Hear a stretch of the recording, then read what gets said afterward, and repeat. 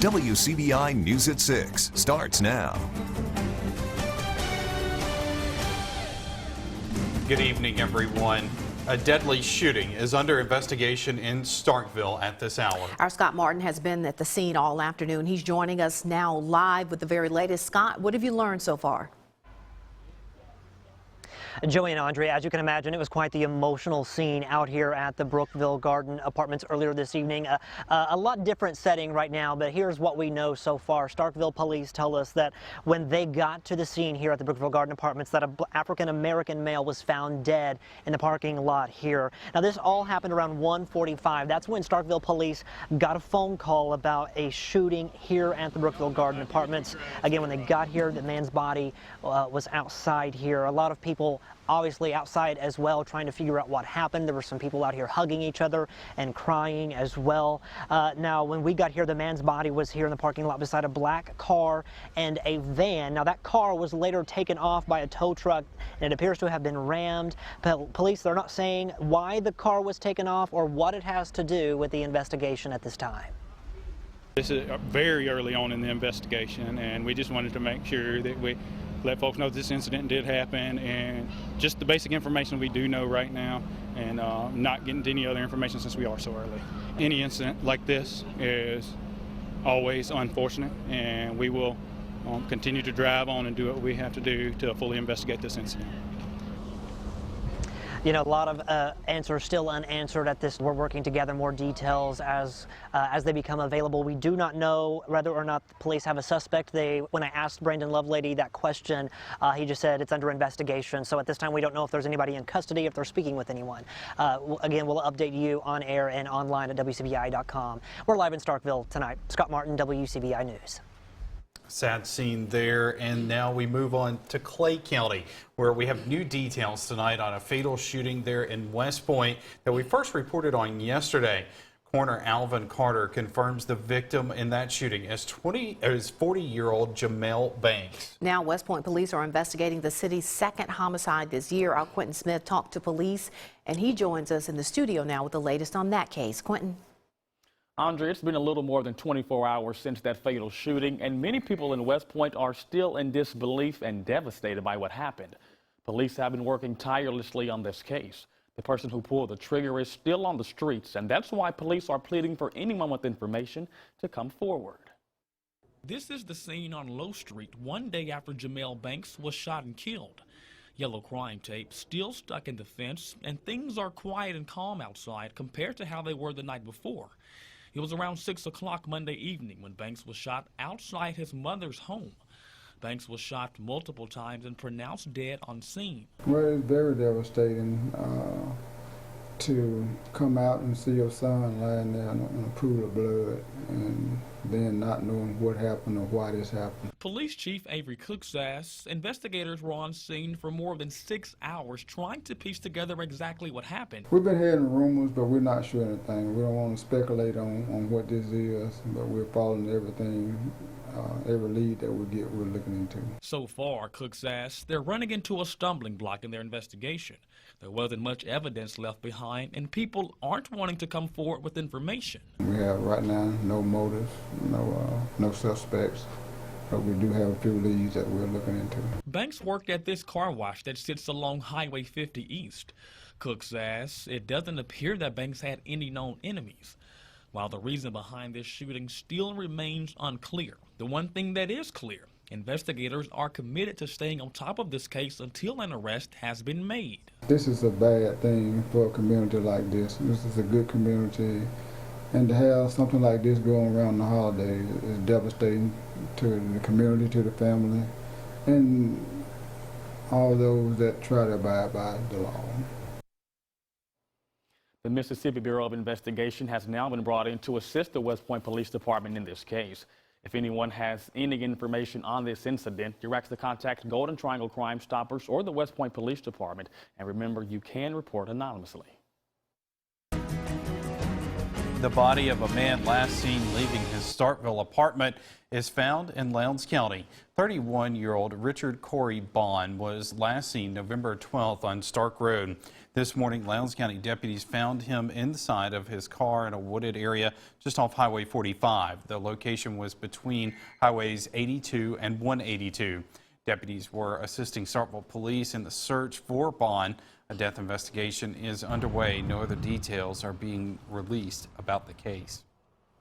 Well, in less than a week, 2 longtime Columbus police officers resigned, and they are just the latest departure in what some are calling a trend over this past year. Yeah, our Riley Livingston takes a look at what this means for the department. She joins us live in the studio with more. Riley. Columbus Police Chief Fred Shelton says it feels like losing a member of the family, and that family has been dwindling this year.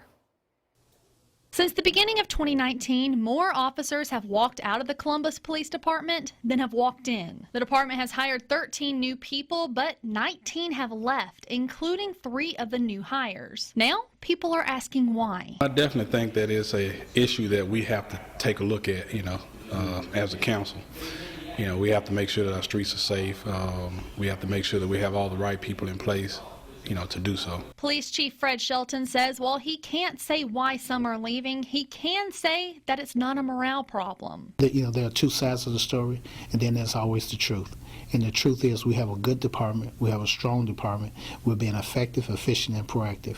Councilman Stephen Jones disagrees. If you have this many officers down, it has to be a morale problem also, because they're leaving for a reason. The department is designed to work with a full staff of 77. Even with the lower numbers, Shelton says the job goes on. One of the things that never changed, regardless of the people, is the mission. The mission is to protect and serve the citizens of Columbus, and we do that, and we do it every day, regardless of how many people we have.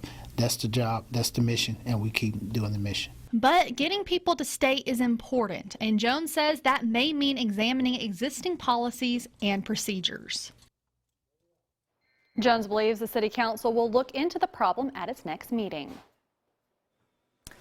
We have some rain on radar right now, and even a little bit of thunder and lightning. One recent strike south of Fulton, but this is our radar picture currently here at 6:07. Some showers moving across North Mississippi from southwest to northeast. A little bit of a gap here, a little bit of a lull down towards West Point, Columbus, Starkville, and Louisville, although we do have some showers in some spots here and some additional rain back to the west. Now, there's actually some stronger storms down to our southwest here. And let's show you where we have a new tornado warning. This is actually just southeast of Monroe, Louisiana. Look at that little hook right there. So we actually do have some strong storms in the region right now, but that is just off to our west. So our area is all clear. There's a tornado watch here in yellow. That goes until 10 o'clock for parts of Louisiana, far western Mississippi, including Greenville, and southeastern Arkansas. So that's what we're watching out for right now. There could be some stronger storms that could get in here later on this evening. We are currently in the 60s. If anything, temperatures could actually go up a little bit here tonight. Rain chances go up as well. It will be a breezy evening. We do have a chance for some stronger storms. We'll have more details on the threat in just a few minutes. When you pull out of your driveway every day, having a blowout or a flat tire is probably the last thing on your mind. But one Lowndes County resident says for her it is a daily fear. Our Cash Matlock joins us in the studio with more on this story. Cash. Guys, Jennifer Sanders has lived next to Steel Dynamics for a little over a year now. Already, she says the fallen scrap metal has cost her thousands of dollars in new tires and other car repairs. That's where the busted tires and the busted windshields come from, right there. Jennifer Sanders walks along Old Macon Road near her home in Lowndes County. She's looking for scrap metal, something that isn't always visible at first glance. They're hauling. You get sharp pieces like this. Little shards. Even though Sanders has only lived here for a little over a year, her mother-in-law has lived here for 10 years, before the steel mill opened. Sanders says there's no telling how many pounds of scrap metal she's collected over the last decade, some pieces dating back to 2014. It's constant anxiety because you don't want to leave your driveway because you know that you're going to have to look and possibly run over some metal scrap in the road. And Sanders has 2 children. She says her fear is amplified when they are with her in the car. But it's very frightening to think that if I run over something, that they could be in the car with me when I have a blowout or something on the highway, and it scares me to death thinking that they could be in the car with me when something like that happens. We contacted Steel Dynamics. Here's their statement. SDI is aware of the issue and is sympathetic to the concerns raised. The scrap is unloaded at the port and transported to the mill by third parties. Those parties are local and understand their responsibility to contain the material. To help the community, SDI pays to clean the roads with the magnet. Sanders says that's simply not enough. I feel that the steel company's responsible because they are the ones who contract out the haulers. The haulers are responsible because they're the ones that haul it from point A to point B. We should be able to drive on the roads and not have to worry about being injured, you know. Sanders also said on any given day, Steel Dynamics magnet will collect 35 to 75 pounds of scrap metal off the road. All right, they may have a nationwide following, but some homegrown rappers are keeping it local. We take you to a special holiday homecoming when we come back. You're watching WCBI News at 6 with Andrea Self and Joey Barnes.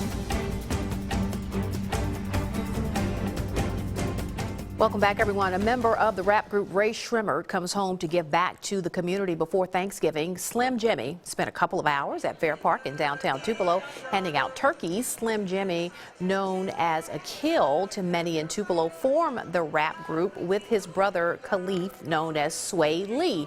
The group has enjoyed worldwide success, and Slim Jimmy said he never will forget his hometown and those who were with him from the very start. It's important to do this because this is where I'm from. Like, a lot of these people, they saw me growing up and they know me and they seen how far I came, and I want them to know I haven't forgotten about them and I haven't forgot about where I came from. Shrimp life. I'm not embarrassed to admit that I had to consult some of the younger folks in the newsroom. These guys are very talented, though, so check out some of the music. Anyway, more than 1,000 turkeys were given out this afternoon at Fair Park. And no Thanksgiving meal would be complete without dessert. The ladies at the Country Store Bake Sale at the Stephen D. Lee home in Columbus had that covered. There was a variety of made-from-scratch goods like pies, cakes, cookies, and jams. Nearly 100 busy bakers made treats for the 59th annual event. The proceeds go to help the keep-up of the historic home. We have in the past helped put the re-roof the home. Recently we have put awnings on the front and back doors, and we have renovated the kitchen. We'd like to provide that support for the foundation because it is a part of our heritage. Last year, the bake sale raised almost $8,000. A lot of good stuff there. Yeah, did you know that today is actually cake day, so it's appropriate that that was today?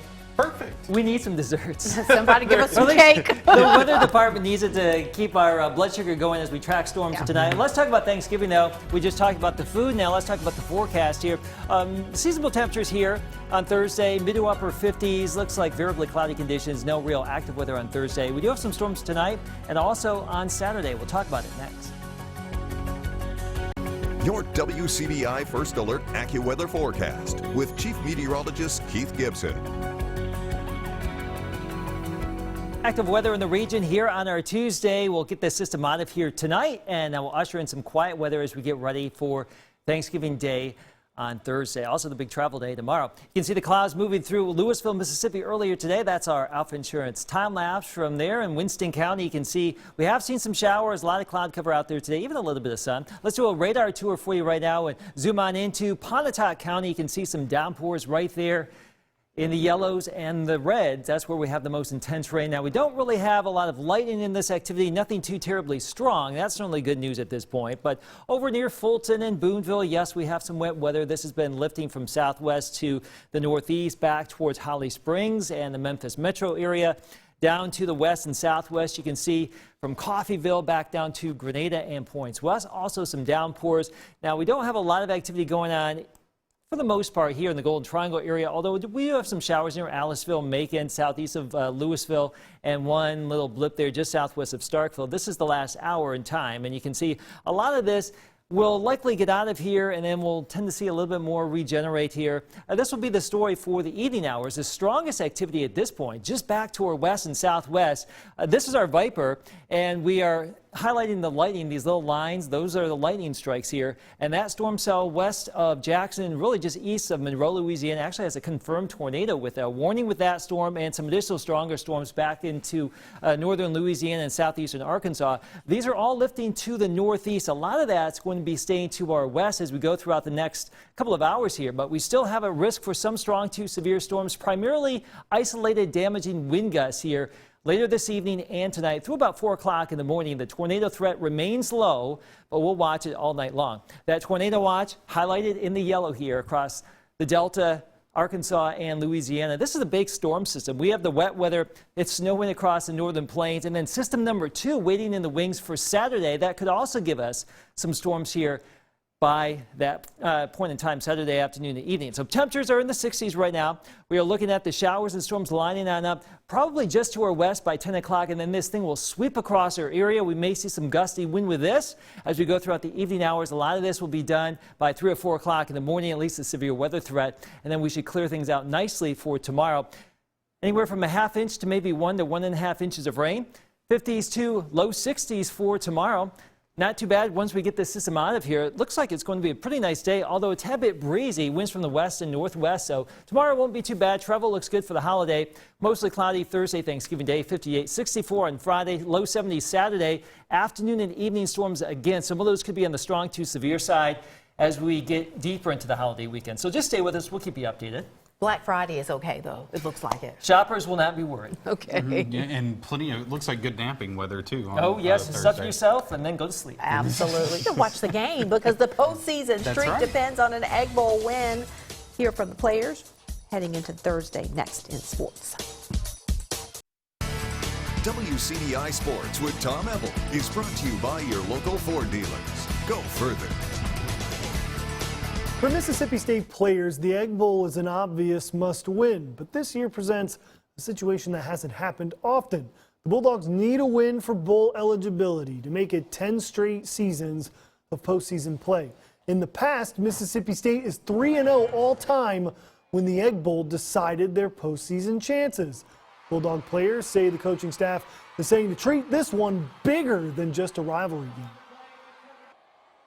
Our coach has been telling us like a championship game. You know, they don't have nothing to lose. You know, we have something to lose, so you know we're gonna take it seriously. Try to get bowl eligible, go out, perform, do our best, and have fun. And just the main thing is keep the Egg Bowl where it's supposed to be. You know, it's a big game, so you know, veteran guys that played in this game know how big it is, know how big a big play can change the momentum and just swing things around. You can't really prepare. I mean, the intensity already there.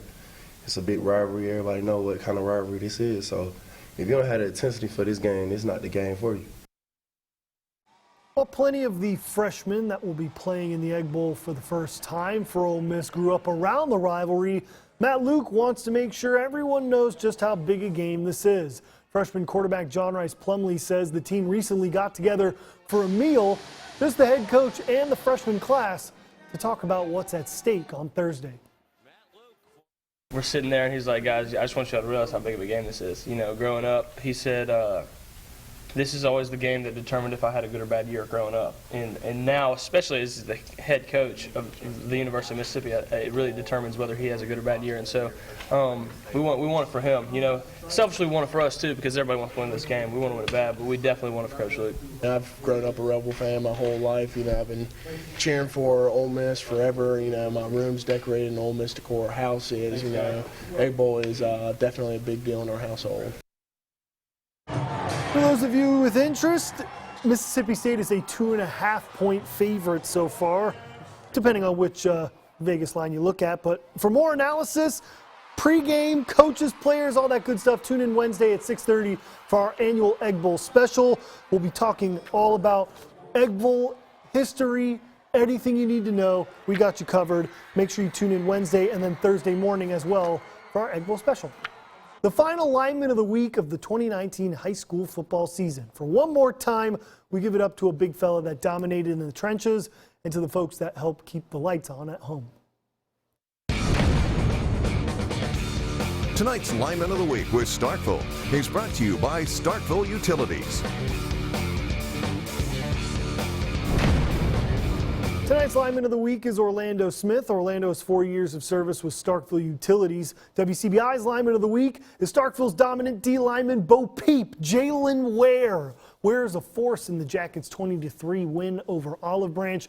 11 tackles, and now on the season, Ware's 85 tackles, 21 for a loss, and 5 sacks. Starkville will look to punch a ticket to the 6A state championship game, taking on Oxford in the North Half Final. Speaking of those championship games, they'll be broadcasted on the My Mississippi channel. Make sure to go check your local listings. For Starkville and Oxford's sake, 7 p.m. Fridays, the 6A state championship.